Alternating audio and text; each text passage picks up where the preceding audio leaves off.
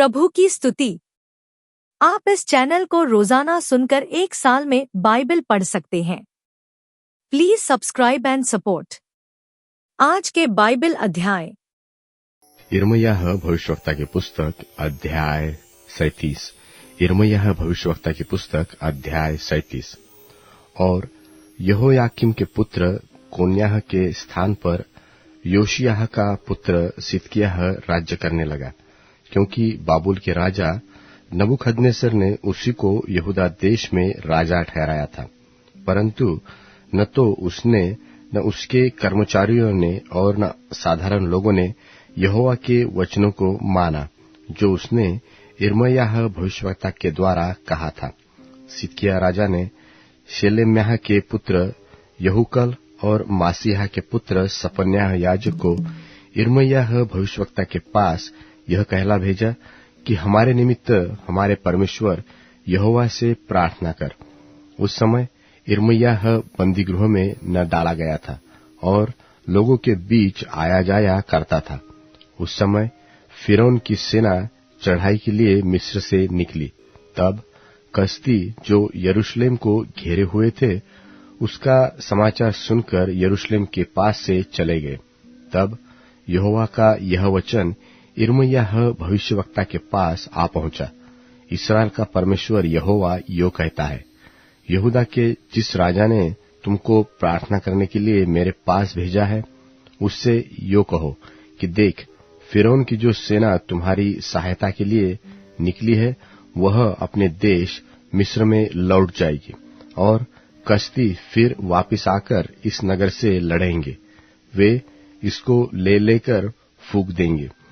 यहोवा यो कहता है, यह कहकर तुम अपने अपने मन में धोखा न खाओ कि कसदी हमारे पास से निश्चय चले गए हैं, क्योंकि वे नहीं चले गए। क्योंकि यदि तुमने कसदियों की सारी सेना को जो तुमसे लड़ती है ऐसा मार भी दिया होता कि उनमें से केवल घायल लोग रह जाते, तो भी वे अपने अपने तंबू में से उठकर इस नगर को फूंक देंगे। जब कसदियों की सेना फिरौन की सेना के डर के मारे यरूशलेम के पास से कूच कर गई, तब यिर्मयाह यरूशलेम से निकलकर बिन्यामीन के देश की ओर इसलिए जा निकला कि वहां से और लोगों के संग अपना अंश ले। जब वह बिन्यामीन के फाटक में पहुंचा, तब इरिय्याह नामक पहरुओं का एक सरदार वहां था, जो शेलेम्याह का पुत्र और हनन्याह का पोता था। और उसने यिर्मयाह भविष्यवक्ता को यह कहकर पकड़ लिया, तू कसदियों के पास भाग जाता है। तब यिर्मयाह ने कहा, यह झूठ है, मैं कसदियों के पास नहीं भाग जाता हूं। परंतु इरिय्याह के उसकी एक न मानी, सो वह उसे पकड़कर हाकिमों के पास ले गया। तब हाकिमों ने यिर्मयाह से क्रोधित होकर उसे पिटवाया और योनातान प्रधान के घर में बंदी बनाकर डलवा दिया, क्योंकि उन्होंने उसको साधारण बंदीगृह बना दिया था। यिर्मयाह उस घर में, जिसमें कई एक कोठरियां थी, रहने लगा। उसके बहुत दिन बीतने पर सिदकिय्याह राजा ने उसको बुलवा भेजा और अपने भवन में उससे छिपकर यह प्रश्न किया, क्या यहोवा की ओर से कोई वचन पहुंचा है? यिर्मयाह ने कहा, हाँ, पहुंचा है। वह यह है कि तू बाबुल के राजा के वश में कर दिया जाएगा। फिर यिर्मयाह ने सिदकिय्याह राजा से कहा, मैंने तेरा, तेरे कर्मचारियों का और तेरी प्रजा का क्या अपराध किया है कि तुम लोगों ने मुझको बंदीगृह में डाला है? तुम्हारे जो भविष्यवक्ता तुमसे भविष्यवाणी करके कहा करते थे कि बाबुल का राजा तुम पर और इस देश पर चढ़ाई नहीं करेगा, वे अब कहाँ हैं? अब हे मेरे प्रभु, हे राजा, मेरी प्रार्थना ग्रहण कर कि मुझे योनातान प्रधान के घर में फिर न भेज, नहीं तो मैं वहां मर जाऊंगा। तब सिदकिय्याह राजा की आज्ञा से यिर्मयाह पहरे के आंगन में रखा गया, और जब तक नगर की सब रोटी न चुक गई, तब तक उसको रोटी वालों की दुकान में से प्रतिदिन एक रोटी दी जाती थी, और यिर्मयाह पहरे के आंगन में रहने लगा। यिर्मयाह भविष्यवक्ता की पुस्तक अध्याय 38। यिर्मयाह भविष्यवक्ता की पुस्तक अध्याय 38। फिर जो वचन यिर्मयाह सब लोगों से कहता था, उनको मत्तान के पुत्र शपन्याह, पशहूर के पुत्र गदल्याह, शेलेम्याह के पुत्र यूकल और मल्कियाह के पुत्र पशहूर ने सुना कि यहोवा यो कहता है कि जो कोई इस नगर में रहेगा वह तलवार, महंगी और मरी से मरेगा, परंतु जो कोई कसदियों के पास निकल भागे वह अपना प्राण बचाकर जीवित रहेगा। यहोवा यो कहता है, यह नगर बाबुल के राजा की सेना के वश में कर दिया जाएगा और वह इसको ले लेगा। इसलिए उन हाकिमों ने राजा से कहा कि उस पुरुष को मरवा डाल, क्योंकि वह जो इस नगर में बचे हुए योद्धाओं और अन्य सब लोगों में ऐसे ऐसे वचन कहता है जिससे उनके हाथ पांव ढीले हो जाते हैं, क्योंकि वह पुरुष इस प्रजा के लोगों की भलाई नहीं वरन बुराई ही चाहता है। सिदकिय्याह राजा ने कहा, सुनो, वह तो तुम्हारे वश में है, क्योंकि ऐसा नहीं हो सकता कि राजा तुम्हारे विरुद्ध कुछ कर सके। तब उन्होंने यिर्मयाह को लेकर राजपुत्र मल्किय्याह के उस गड्ढे में जो पहरे के आंगन में था रस्सियों से उतार कर डाल दिया, और उस गड्ढे में पानी नहीं केवल दलदल था, और यिर्मयाह कीचड़ में धंस गया। उस समय राजा बिन्यामीन के फाटक के पास बैठा था। सो जब एबेदमेलेक कुशी ने जो राजभवन में एक खोजा था सुना कि उन्होंने यिर्मयाह को गड्ढे में डाल दिया है, तब एबेदमेलेक राजभवन से निकलकर राजा से कहने लगा, हे मेरे स्वामी, हे राजा, उन लोगों ने यिर्मयाह भविष्यवक्ता से जो कुछ किया है वह बुरा है, क्योंकि उन्होंने उसको गड्ढे में डाल दिया है। वहां वह भूख से मर जाएगा, क्योंकि नगर में कुछ रोटी नहीं है। तब राजा ने एबेदमेलेक कुशी को यह आज्ञा दी कि यहां से 30 पुरुष लेकर यिर्मयाह भविष्यवक्ता को मरने से पहले गड्ढे में से निकाल। सो एबेदमेलेक उतने पुरुषों को साथ लेकर राजभवन के भंडार के तलघर में गया और वहां से फटे पुराने कपड़े और चिथड़े लेकर यिर्मयाह के पास उस गड्ढे में रस्सियों से उतार दिए। और एबेदमेलेक कुशी ने यिर्मयाह से कहा, ये पुराने कपड़े और चिथड़े कपड़े अपनी काखों में रस्सियों के नीचे रख ले। सो यिर्मयाह ने वैसा ही किया। तब उन्होंने यिर्मयाह को रस्सियों से खींचकर गड्ढे में से निकाला और यिर्मयाह पहरे के आंगन में रहने लगा।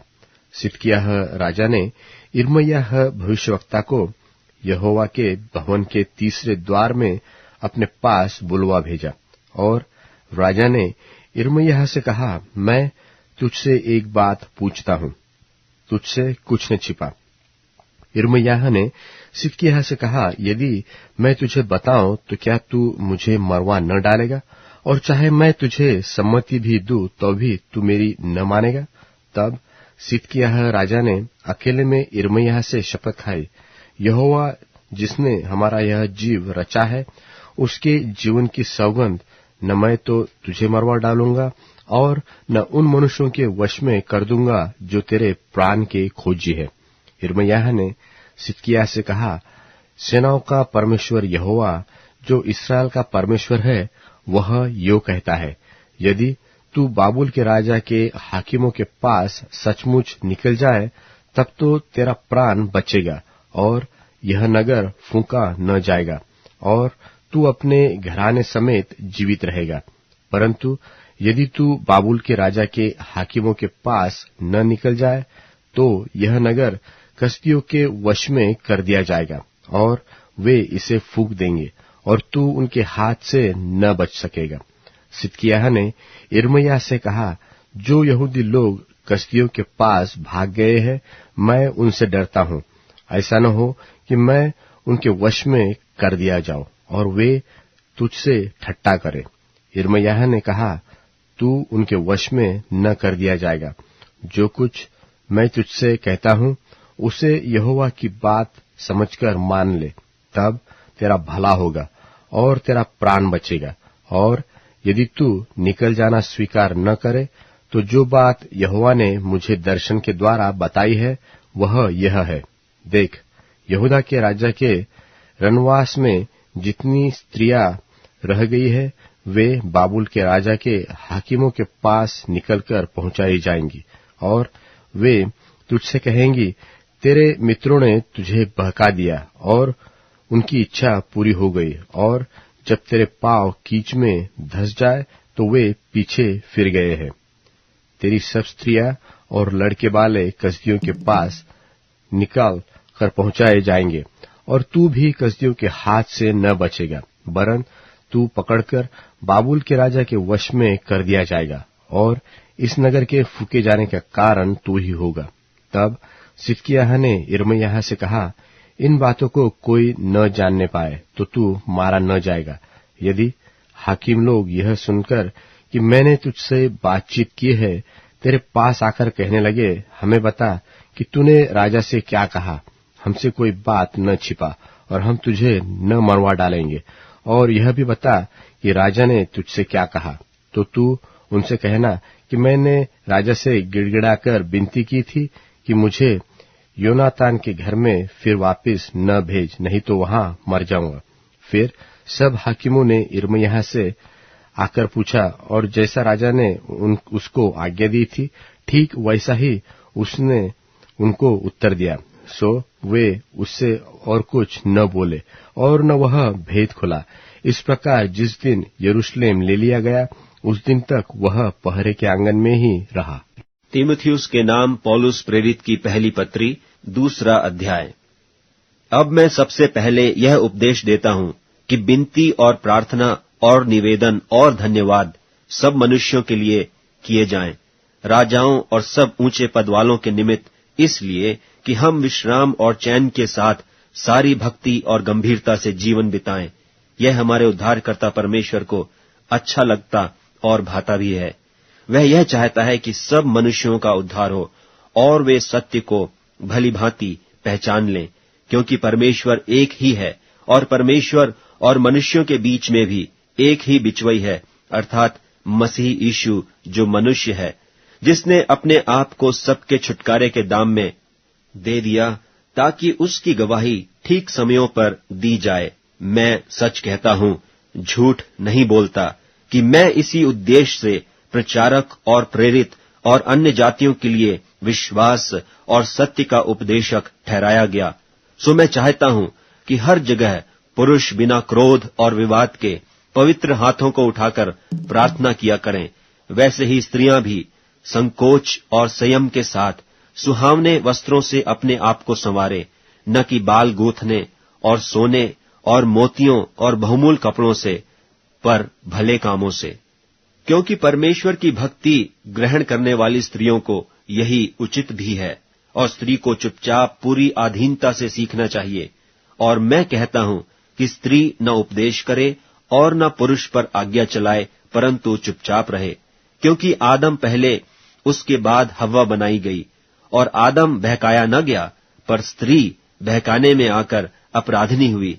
तो भी बच्चे जन्ने के द्वारा उद्धार पाएगी, यदि वे संयम सहित विश्वास, प्रेम और पवित्रता में स्थिर रहें। भजन संहिता अध्याय 111। भजन संहिता अध्याय 111।